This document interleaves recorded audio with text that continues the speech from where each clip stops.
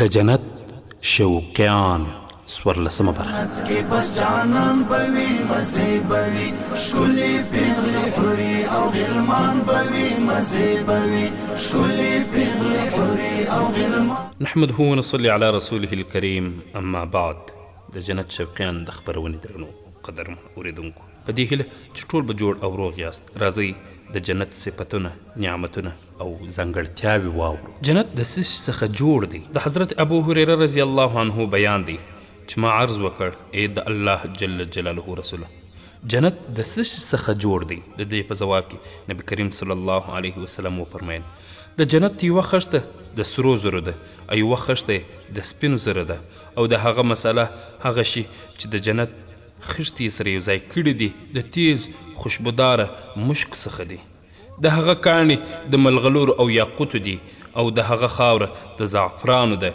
کوم سړي چې جنت ته داخل سي همیشه به په نعمتونو کې اوسیږي او هیڅکله د یو شي حاجتمند نه کیږي، همیشه به ژوندی وي او مرګ به نه ورته راځي، نه د جنتیانو جامې زړیږي او نه به د هغوی ځوانۍ ختمیږي. د جنت د دروازې د خلاصولو لپاره د نبي کریم صلی الله علیه وسلم سپارش. کله چې جنتیان جنت ته نږدې ورسیږي نو وبه ویني چې د جنت دروازه بنده ده. جنت ته د ننوتو شوق به ډیر زیات وي، په دې وجه ژر ژر جنت ته د ننوتلو لپاره به انبیاء علیهم السلام د سپارش درخواست وکړي.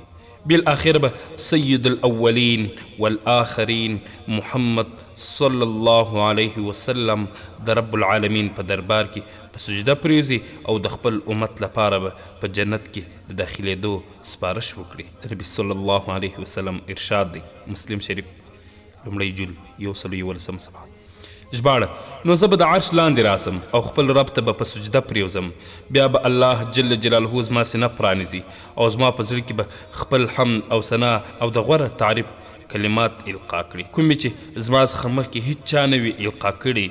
بیا به الله جل جلاله وفرمایي ای محمد صلی الله علیه وسلم سر راپورته کړه، سوال کوه تا ته به درکول کیږي او سپارش کوه ستا سپارش به قبلیږي. نو زه به خپل سر پورته کړم او وبه وایم چې ای رب جل جلاله زما امت.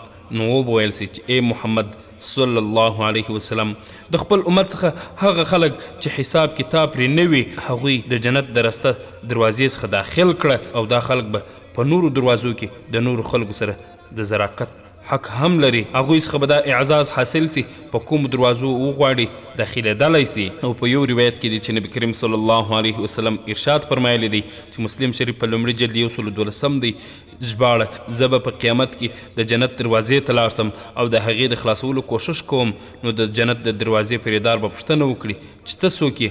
زه به ووایم چې محمد صلی الله علیه وسلم. نو هغوی به ځواب راکړي ستا متعلق ما ته حکم سوی دی چې ستا څخه مخکې به زه هیڅ چاته دروازه نه خلاصوم. جنت ته د لومړیو بختورو د داخلېدونکو شمیر د صحیح احادیث څخه دا خبره ثابته ده چې د امت محمدیه 80,000 یا 7,00,000 بختور خلک به په یو وخت کې په اوله مرحله کې و جنت په داخلېدو مشرف سي. مسلم شریف لومړی جلد 114 صفحه. او د ترمذي د یو روایت څخه معلومیږي چې په دغه 80,000 کې به د هرو زرو سره 80,000 نور وي او ورسره به د الله جل جلاله د طرف څخه د هغه شان مطابق د مټ برابر افراد هم بې له حساب کتاب داخلېدونکي وي. التذکره او فتح الباري. او یو روایت کې دا تفصیل دی چې اول نبی کریم صلی الله علیه وسلم ته د 80,000 کسانو زیری واورول سو. په دې باندې نبی کریم صلی الله علیه وسلم د نور زیاتو درخواست وکړ، نو هغه ته زیری ورکړل سو چې په 80,000 کې به هر فرد سره 80,000 افراد په دې ټولۍ کې شاملیږي. په دې اعتبار سره د دغه بختورو تعداد 49,000 کروړو ته رسیږي. الله جل جلاله دې موږ ټولو ته د دغې ډلې ملګرتوب را په نصیب کړي، آمین. د خپرونې درنو او قدرمنو اورېدونکو، خپرونې ادامه لري خو له لنډې دمې وروسته. خفقان بوي مزه بوي هلته په جنت کې بس جانان بوي مزه بوي شولي پیغلي حوري او غلمان بوي مزه بوي شولي پیغلي حوري او غلمان بوي مزه بوي شولي پیغلي حوري او غلمان بوي مزه بوي. ختم انتظار بوي د پاک الله دیدار بوي، ختم انتظار انتظار بوي د پاک الله دیدار بوي حسن رشکارا د پاک سبحان بوي مزه بوي حسن رشکارا د پاک سبحان بوي مزه بوي حسن رشکارا د پاک سبحان بوي مزه بوي حالت په جنت کې بس جانان بوي مزه بوي شکلي پیغلي حوري او غلمان بوي مزه بوي شکلي پیغلي حوري او غلمان بوي مزه بوي پیغلي حوري حدیث شریف له حضرت ابو هریره رضی الله عنه څخه روایت دی. هغه وایي چې رسول الله صلی الله علیه وسلم وفرمایل کوم کس چې په روژه کې په هیره سره خوراک او څښاک وکړي د هغه روژه نه ده ماته، هغه د خپل روژه پوره کړي، دا ځکه چې الله جل جلاله دته خوراک او څښاک ورکړ. همدارنګه په بل حدیث شریف کې راځي د حضرت عامر بن ربیعه رضی الله عنه څخه روایت دی. هغه وایي ما ډیر ځله رسول الله صلی الله علیه وسلم د روژې په حالت کې په مسواک وهلو لیدلی دی. شکلي پیغلي حوري او غلمان بوي مزه بوي شکلي پیغلي حوري او غلمان بوي مزه بوي حالت په جنت کې بس جانان بوي مزه بوي شکلي پیغلي حوري او غلمان بوي مزه بوي شکلي پیغلي حوري او غلمان بوي مزه بوي شکلي پیغلي حوري او غلمان بوي مزه بوي شات بوي شراب بوي شده بوي اوب بوي شات بوي شراب بوي شده بوي اوب بوي کور خوا کې نهرونه بس روان بوي مزه بوي کور خوا کې نهرونه بس روان بوي مزه بوي بس روان بوي. د خپرونې درنو او قدرمنو اوریدونکو، بیا مې هم سلامونه او نیک ایلي احترامات ومنئ. د حضرت سهل بن سعد رضی الله عنه څخه روایت دی. هغه وایي چې رسول الله صلی الله علیه وسلم وفرمایل خامخا به داسې کیږي چې زما د امت 80,000 کسان به یو بل به یې نیولی وي، جنت ته به داخل سي، د هغو د صف اولنی سړی به نه داخلیږي تر څو چې د هغوی اخري سړی داخل نسي. بیا یې وفرمایل چې د هغو مخونه به داسې بریښي لکه د 14 سپوږمۍ. الترغیب والترهیب بخاری و مسلم. په سورة زمر کې الله جل جلاله داسې فرمایي بسم الله الرحمن الرحیم وسیق الذین اتقوا ربهم الى الجنة زمرا حتى إذا جاءوها وفتحت أبوابها وقال لهم خزنتها سلام